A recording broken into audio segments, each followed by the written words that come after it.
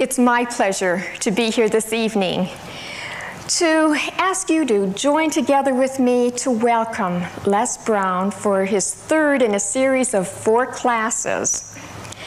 Les is one of the most inspiring motivational teachers in America today. When I heard him 3 years ago, it actually brought tears to my eyes, and I rushed one of my sons over afterwards to introduce him to Les. And my feeling was, every young person in America needs to hear this man. Because if you could start them out young, learning the kinds of ideas that he can put across so beautifully and so enthusiastically and so from the heart, it would change America. Yeah.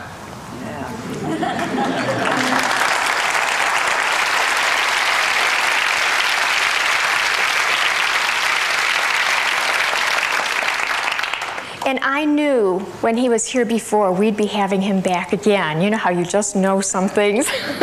And so I'm just thrilled tonight to introduce to you Les Brown.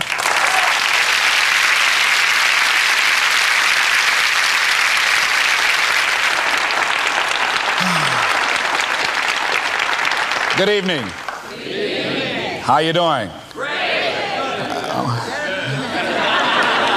I'll ask you how you doing. I want you to say better than good and better than most. How you doing? Better than good, better than most. I know that's right. And sometimes even better than that, right? I'd like to just let you know I really appreciate the opportunity to share some time with you again. Why don't you give Lenore a round of applause, please? Very beautiful personality.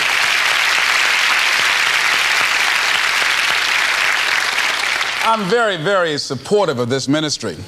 I think that Jack Boland is ahead of his time, and the people here who show a level of concern in terms of empowering people and helping them to develop the skills that are necessary to navigate through some of the treacherous waters of life is something that's very much needed. This evening we're going to be looking at how to get unstuck. I think some of you know what I mean. Sometimes we have to ask ourselves, what's using my life? Heard a guy give a lecture one time that says, we are today what we were when. And he was talking about the fact that we, to a great extent, behave, think, react because of some previous experience that we've had. One of the things that we know about life is that it is always changing. Sometimes you're up. Sometimes you're down. Sometimes things go real well, and sometimes they don't. Sometimes you're happy, and sometimes you're sad. Now that's that thing called life. And when we begin to understand and know that, accepting that reality that we will never ever have things just on an even keel all the time, that you're going to have some ups and you're going to have some downs, but during those down moments, that's where the growth takes place. That's where the work is. See, anybody can feel good when they have their health, their bills are paid, they have happy relationships, the children are acting normal, business is successful. Anybody could be positive then. Anybody can have a larger vision then. Anybody can have faith under those kinds of circumstances. Am I correct? Yes. See, but the real challenge of growth, mentally, emotionally, and spiritually, comes when you get knocked down. Somebody said that adversity introduces a man to himself or a woman. How you handle it, that's where the growth takes place. When I was facing some challenges, I had a guy say something to me, and I suggest this is one of the first things that you want to do when you're facing a challenge. You want to get unstuck. Evaluate where you are. Look at it. Assess yourself. Assess yourself and assess the situation. What brought you there? What role did you play? Earl Nightingale had a saying I like. He said, all of us are self-made, but only the successful will admit it.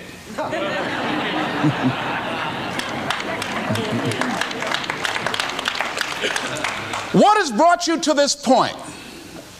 What did you learn from it? Are you learning anything? Or are you doing it over and over and over again? Somebody said that insanity is doing the same thing in the same way, expecting a different outcome. Are you going through it, or are you growing through it? Are you bigger and better because of it? Because it's not going to leave you until you grow through it. I was going through a major challenge in my life that was wearing me out, that was using me. And one of my students told me in a class that I was teaching, Lessons in Truth, she said, Les, until you handle it with grace, it will stay in your face. And it stayed there a long time. The challenges of life. How do we get stuck? A friend of mine went through a divorce. My best friend. He had a wife that did not love him as much as he loved her. It was his first real true love. He was a very religious man. Did not believe in divorce. He made a mistake. And he paid for his mistake with a lot of pain, a lot of tears. And there came to a point where he knew he should have gotten a divorce. But he was stuck. He was stuck in something called revenge.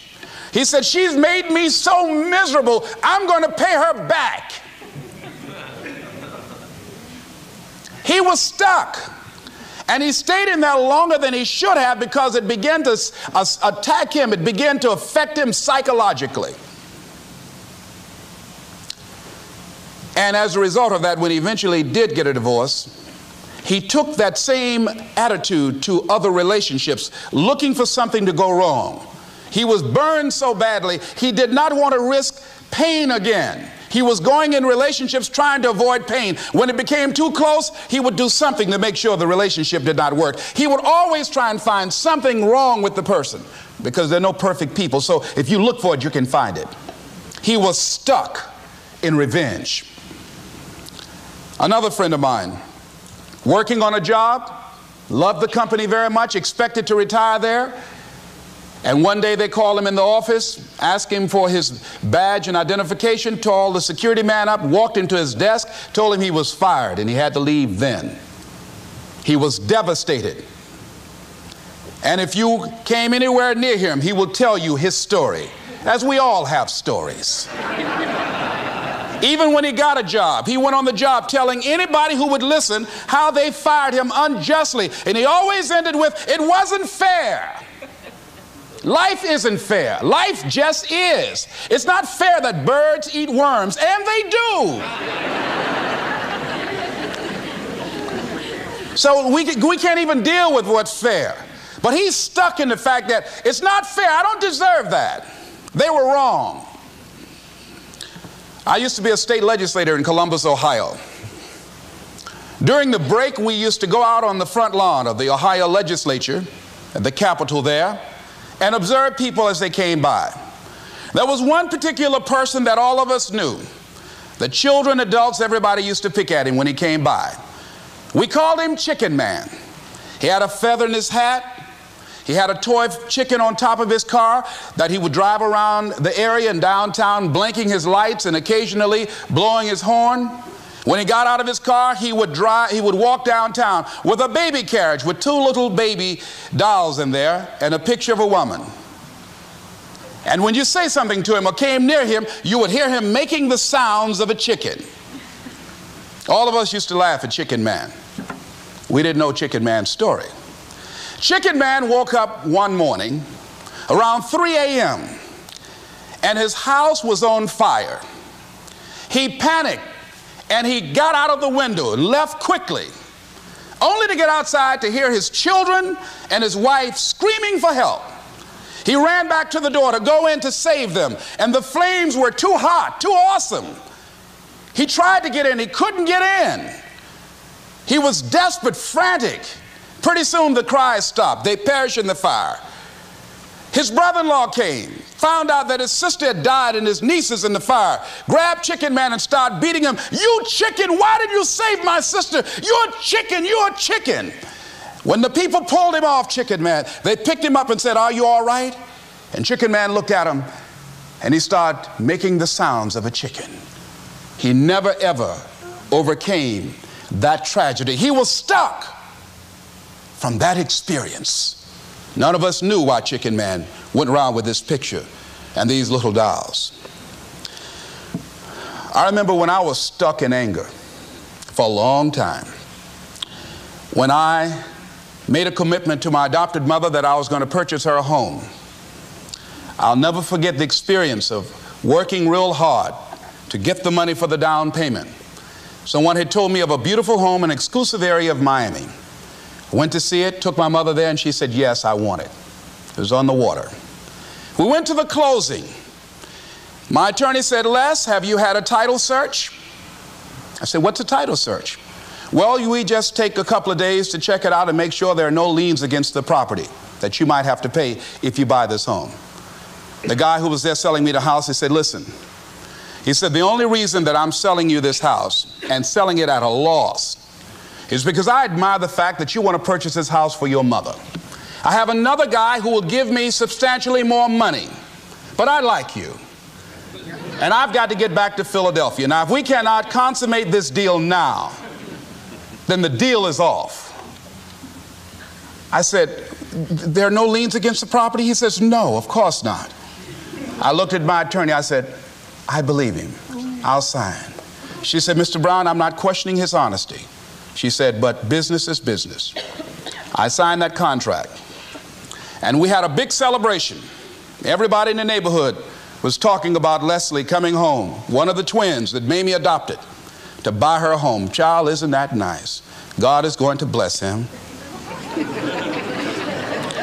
A few weeks later, I received a letter, a registered letter, indicating that the house was going up for sheriff's sale on the courthouse steps. A man had filed a $12,000 lien against the property because the previous owner owed him that money. And if I did not come up with $12,000 in 30 days, he was going to sell the house to the highest bidder. I called this man and said, Mister, my name is Les Brown. I purchased this house. I had nothing to do with your prior bill. He said, that's not my problem. He said, you should have had a title search. I said, can you give me time? I said, my mother is an older lady. She has a bad heart. And I said, please. I said, if you just give me the time, I don't know how I'm going to do it with the house note and everything else, but I think I can pay you at least $2,000 a month, and within 6 months, somehow I will pay you your money. He said, no, I want it all in 30 days or you get out. I did everything I could, racked my mind thinking about how I could get $12,000 because I took everything I could to get the money just for the down payment and the closing. I finally had to face the reality that I wasn't going to be able to do it.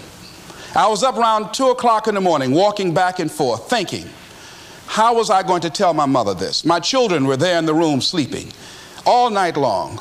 I agonized over this. I lost over 23 pounds. Pretty soon I went in the room where my mother was sleeping, and I said, Mama, I got down on my knees by the bed. I said, Mama, I got to talk to you. And she said, what's wrong? I said, Mama, I said, we got to get out the house. I said, in my haste to buy the house, I made a mistake. She said, that's all right, baby. I didn't like this house anyhow.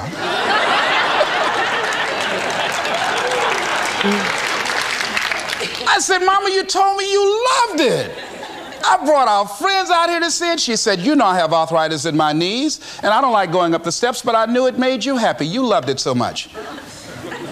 I said, Mom, I've lost 23 pounds agonizing over this. Well, we had to pack up and go back to the old house down the street from Northwestern High School in Liberty City.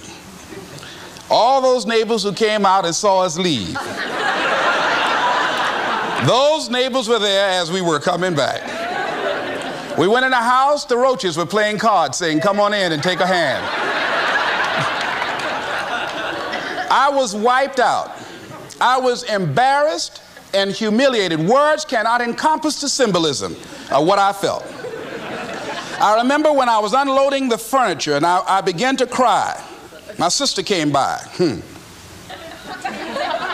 You know you didn't have any money to buy no house, Mr. Big Time. hadn't given me a quarter. You know mama got a bad heart now, y'all, back where you belong. As I was crying and my head down, taking furniture in, my mama said, hold your head up. I said, Mama, I just feel so bad about this, Mama. She said, hold your head up and dry your tears. You have nothing to be ashamed of. And I did, as we unloaded that furniture in that house. For several weeks, I was numb. I was immobilized with anger. If I had seen that guy, I was thinking about flying to Philadelphia. I had all kind of dreams about him. And I didn't want to hit this guy here. Hitting would have been too good for him. I just wanted to just grab him and just bite him. I just made it, found him. They say, well, we found this guy just chewing on him. Beating would have been too good for him. I'd have just bit him every time he... I'd have been like a Doberman Pinscher. Yeah? God would have said, I thought I made everything, but I don't know where this came from. I was reading a book on forgiveness. And they had a line in there that says, forgive and grow. I had to let that luggage go. You see, your mind is, you know, when you go into a service station to get gas, you don't go in there and just start pumping. When you push the lever up, it clears the previous bill. By the same token, if you want to begin to move, you've got to clear your mind of all the unnecessary luggage and baggage that's weighing us down. I couldn't move. I couldn't think about what am I going to do to get out of this situation, because I was so concerned about what happened and what he did to me and how bad it was. I was so stuck in that I couldn't even focus on what I should have done. Feeling sorry for myself and angry, and none of that was taking me anywhere. So pretty soon I learned through effort, made a conscious, deliberate, determined effort. I had to let it go. I had to forgive it. Let it go and begin to focus on developing myself. And I say to you, you're going to have people to do things to you. Things are going to happen to you. And the most important thing to do is to harness your will and let it go and move so you can grow, so you can get on with your life. It doesn't matter about what happens to you. What matters is, what are you going to do about it? Amen. What are you going to do now, Les? Huh? How long are you going to tell everybody at the bus stop and anybody who would stand and listen to you? How long are you going to repeat the same thing over and over and over and over and over again? How many times do we have to hear that? Don't go around telling people what your story is. Everybody has a story. 80% don't care and 20% glad it's you.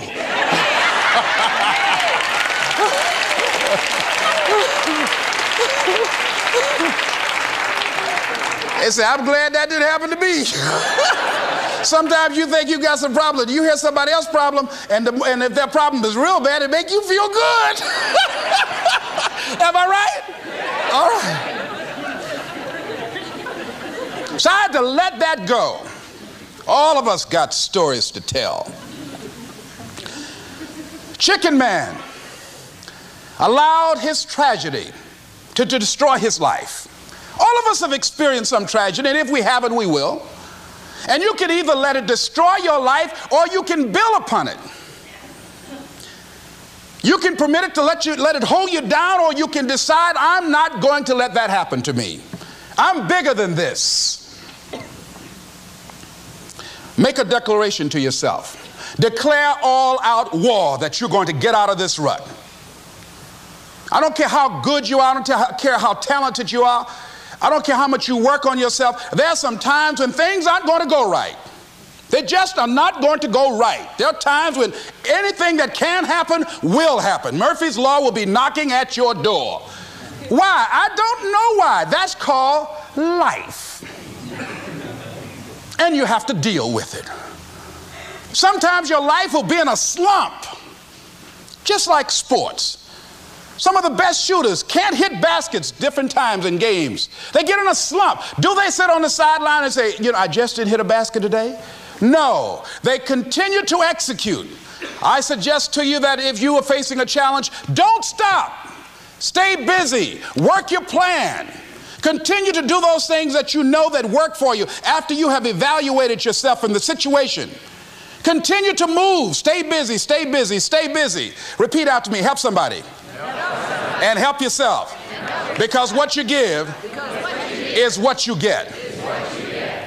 Find somebody that you can help so you can forget about you for a moment. See, sometimes the best thing to do is to be.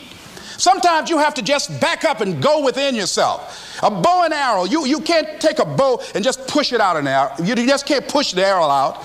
You have to pull it back and then release it. Sometimes you have to back up and go within and pray and meditate and recharge your batteries. Go away, clear your head, and then come back and look at it from a different vantage point. Don't operate while you're under the spell or the effect of what's going on. Next thing is that you've got to activate the thinker in you. Don't allow your emotions to control you. We are emotional, but you want to begin to discipline your emotion. If you don't discipline and contain your emotions, they will use you.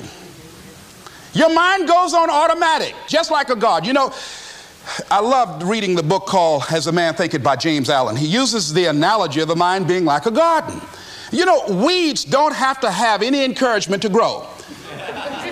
You don't have to water them. They don't have to get sunshine. They don't have to have fertile ground. They will grow through the cracks of a sidewalk. Am I right? But if you want to grow orchids or roses or any kind of exotic flowers, there are special processes and procedures you must go through. Well, by the same token, you don't have to force yourself or motivate yourself to think negatively, to be depressed, to hate somebody, to want revenge, to want to get back at somebody, to beat yourself up over the head, to feel loaded with guilt. You don't have to make any effort to do that. Your mind is on automatic. It will do that by itself.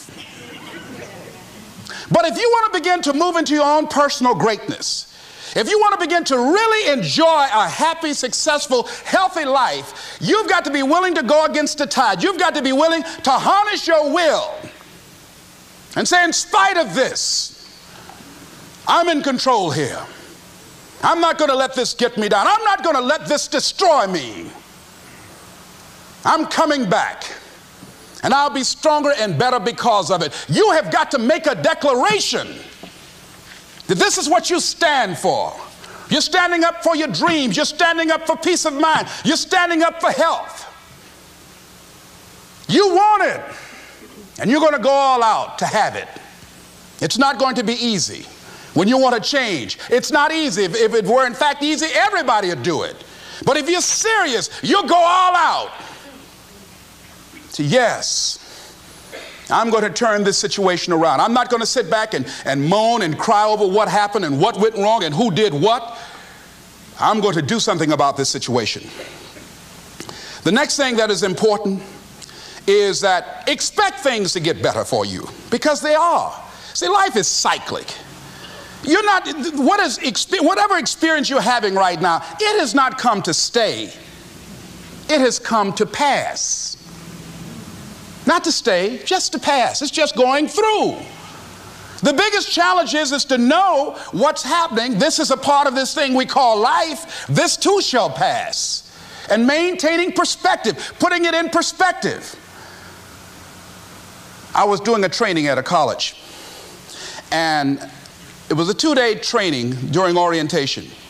And in the training that I provide, I'm a motivational speaker, but I conduct processes in personal dynamics where people begin to go through changes that stimulate the right and left hemisphere of the brain, enable them to see themselves differently. I conducted this particular simulation with these young kids, 17 and 18 years of age, so that they would begin to see how they make decisions and how they would survive in this particular simulation process we gave them. We had them to do it individually and then collectively. Over 30% of them wrote down as their first option, in order to survive, they would commit suicide. First thing they wrote down. Suicide among young people has increased 300%. Over 5,000 will successfully take their lives this year. Why? Why did they do that? I said, I was so shocked. I said, what do you mean? Well, at least we would not suffer. And then they had the nerve to write down all of the other things they were going to do after they committed suicide. I say, listen, Kadumbo. No, when you come up with a permanent solution for a temporary problem, that's it. Game's over. That's it. You're not going to do anything. Anybody wrote suicide at the top, you can put your pencil down.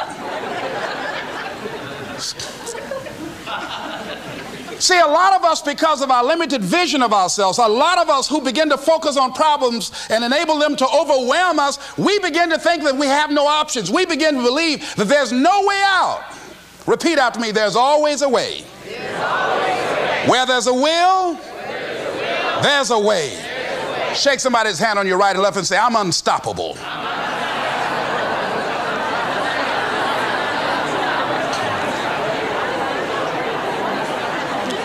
You've got to make those kind of declarations to yourself. I'm unstoppable. This will not get me down. And if I get knocked down, I'm going to be like Leo Pascal. You said you're going to have some low moments in life, but when you do, you will have high lows when you work on yourself. What are some of those things that you can do during this period of time? Go for walks. Do some things for you. Just go for a stroll so you can engage in some reflective thinking on life, on yourself, looking and enjoying the universe, smelling the roses along the way. Listen to upbeat music, music that inspires you. I have oldie but goodies. I have strategies that I engage in to recharge my batteries. I'm preparing for that because I know things are going to happen that I cannot anticipate. A very good friend of mine died the other day. I had a program for myself. I have books that I read that inspire me, tapes that I listen to that fire me up. Because you're going to have sometimes low moments when you won't want to get out of bed. You just want to stay there. At times you won't want to come out the house. At times you'll be feeling bad and don't know why. What's wrong? I don't know. Just leave me alone. Why did that happen? I don't know. It's called life.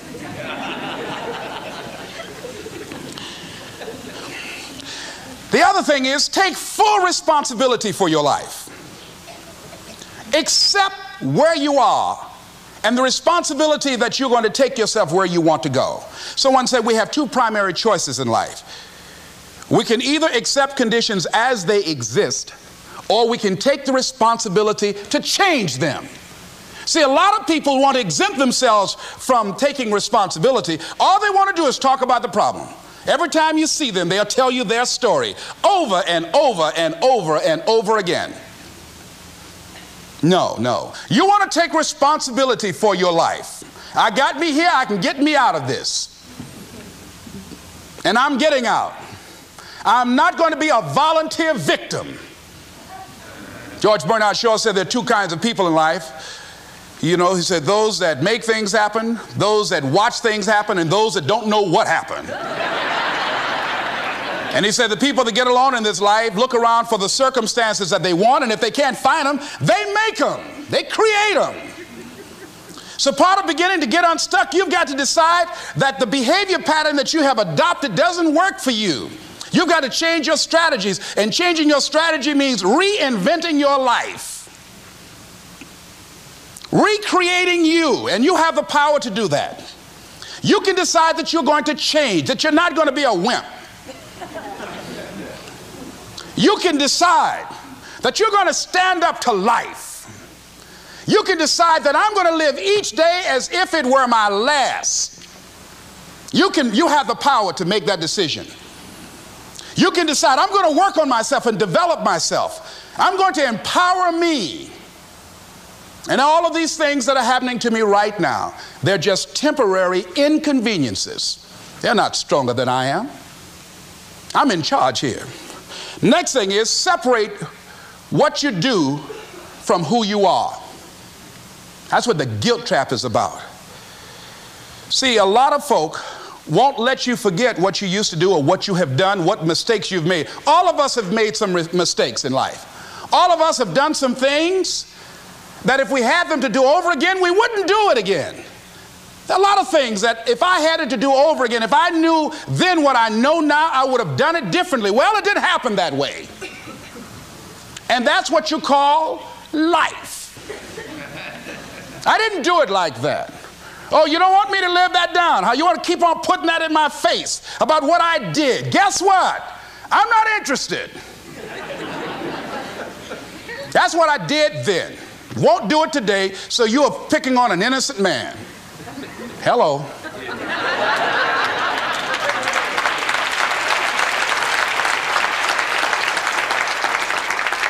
So as you're in the process of reinventing your life, write a description of the kind of person that you want to be. What are the things that you must overcome? What qualities about your personality you know that you're going to have to change because those particular characteristics are liabilities to you? What are your assets? What are your strong points? Look at and evaluating yourself to make that determination. Other thing is that in order to get out of a rut, we need some coaching. Find some trusted critics. People that you know care about you and love you. So there's some things that keeps us from growing and getting out of ruts. Number one, we identify with feedback. We take it personal when someone wants to give us some feedback on where we are falling short and tell us about our blind spots. We want to have everything being positive about us. We're not perfect. It hurts. I have a friend who's a trusted critic. I don't like him, but I love him. He doesn't tell me the things I want to hear. He tells me what I need to hear so I can grow. It hurts. It hurts when he put me on the hot seat. I can't stand it. But that's the only way that I can grow. And I'm glad that he loves me enough to risk our friendship to tell me what I need to hear, not what I want to hear. Get a support group, somebody that you can talk to. People who perhaps might have a similar problem.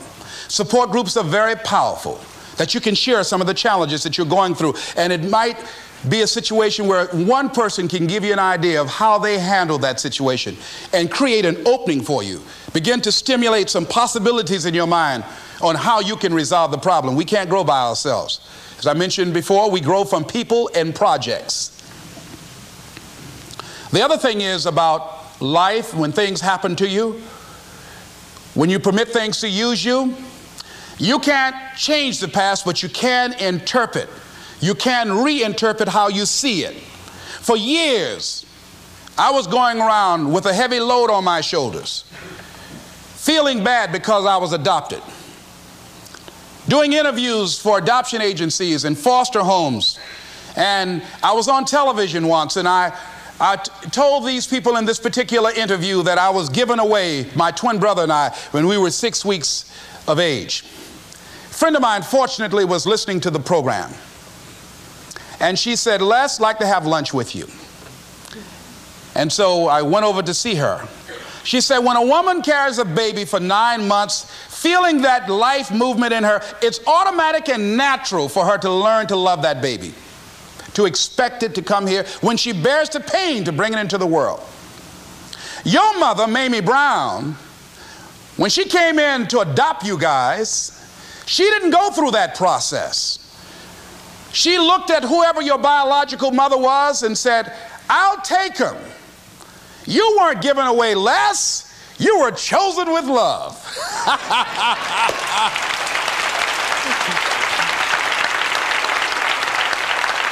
Same circumstances, same event, but reinterpreted.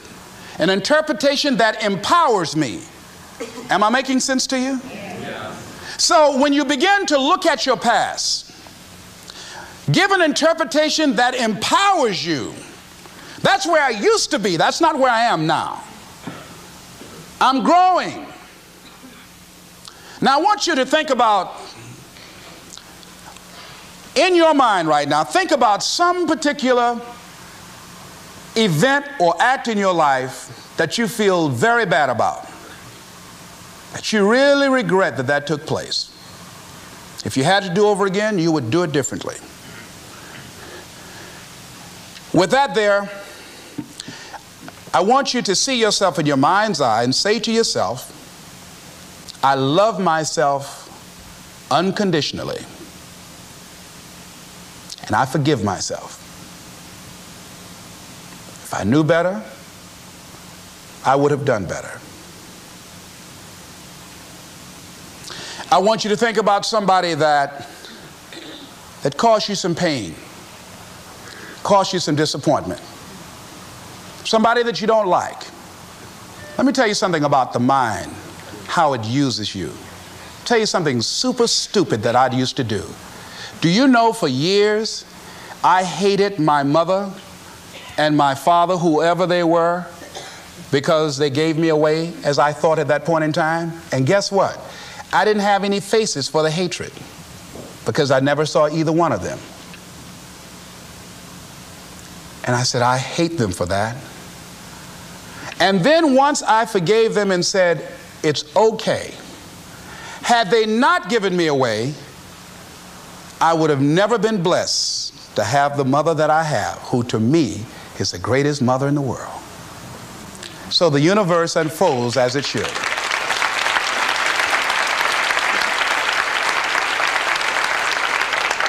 But when I went through this process, saying forgive them, I remember in my mind as I was trying to picture these people, I had two individuals in my mind standing there with no faces because I didn't know how they look.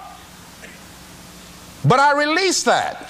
I let that luggage go. Think about somebody that you've hurt, somebody that you've disappointed, either deliberately or inadvertently, or someone that has hurt you deliberately or inadvertently. Think about them, somebody that you really, when you think about them, the room turns red. Look at them in your mind's eye and say, I forgive you. I forgive you unconditionally. Whew, boy, that's a heavy load to let off. When I thought about that guy, I said, wait a minute, I can't, no, you don't know what this guy did. This was my mama. You don't know what we went through. My student said, Les, forgive, let it go. If you want to be forgiven, you better forgive somebody. None of us are perfect. All of us have made some mistakes. And it wasn't easy. It's not easy forgiving, am I right? It's hard. See, everybody won't forgive. They say, I forgive, but I don't forget now.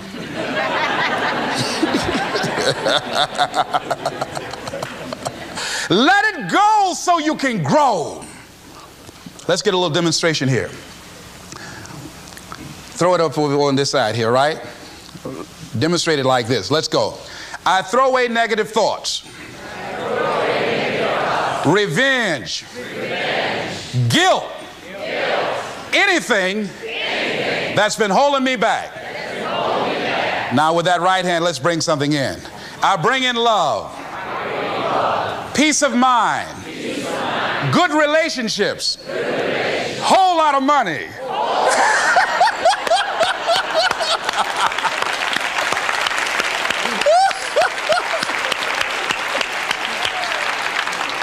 I don't know why people raise their voices when we say a whole lot of money. I mean, they get serious too, you know what I mean? And usually people don't use one hand, they use two hands. And try to borrow somebody else's hand, you know?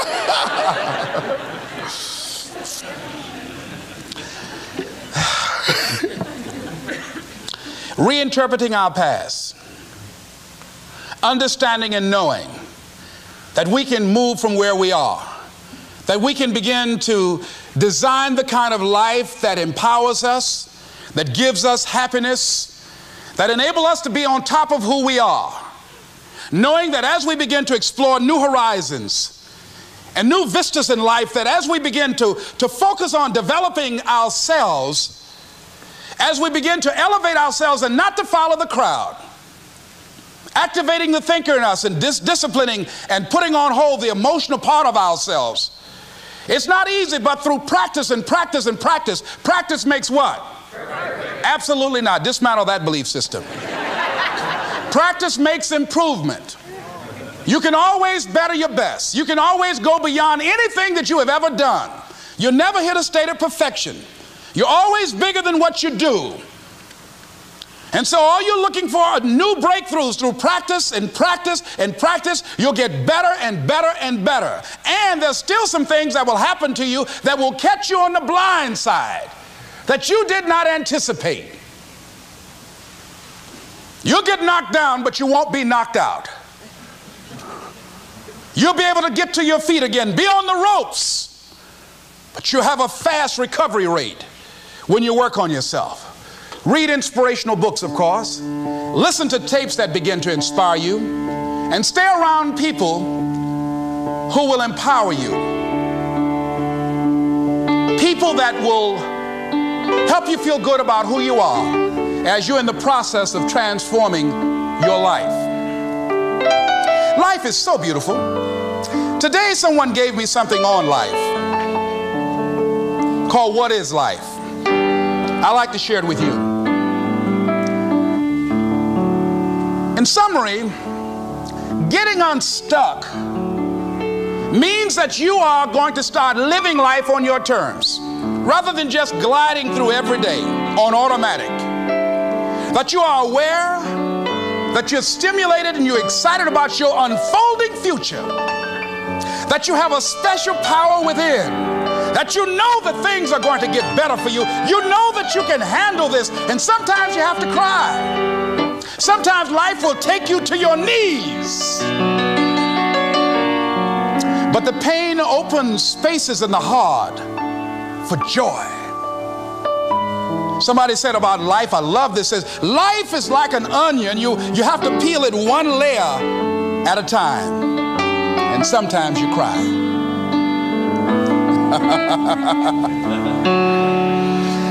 This author said about life, life is a challenge. Meet it. Life is a gift. Accept it. Life is an adventure. Dare it. Life is a sorrow. Overcome it. Life is a tragedy. Face it. Life is a duty. Perform it. Life is a game. Play it. Life is a mystery. Unfold it. Life is a song. Sing it. Life is an opportunity. Take it. Life is a journey. Complete it. Life is a promise. Fulfill it. Life is a beauty. Praise it. Life is a struggle. Fight it. Life is a goal. Achieve it. Life is a puzzle. Solve it. Isn't that beautiful? I love that.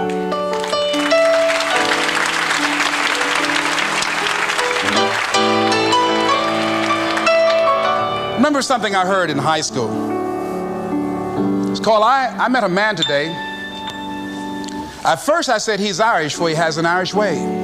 A sympathy and friendliness that warms you through and through. And then I thought, oh no, he's not. He really is a Jew. His eyes so dark and eloquent, like eyes of pearl, like those of Peter maybe, or perhaps Emmanuel. He stood there with a quiet grace, so slim he was and tall. I knew he was an Englishman and not a Jew at all. And yet his skin was very fair, a Viking he could be, such as those who cast their ships against the sea. His hair was dark with the mist of India, Japan. His courtesy was China's own, his dignity Iran. I met a man today and he was marvelously fair. He really was a child of God, and he came from everywhere. This is Mrs. Mamie Brown's baby boy saying it's been a plum-pleasing pleasure as well as a privilege. Thank y'all here.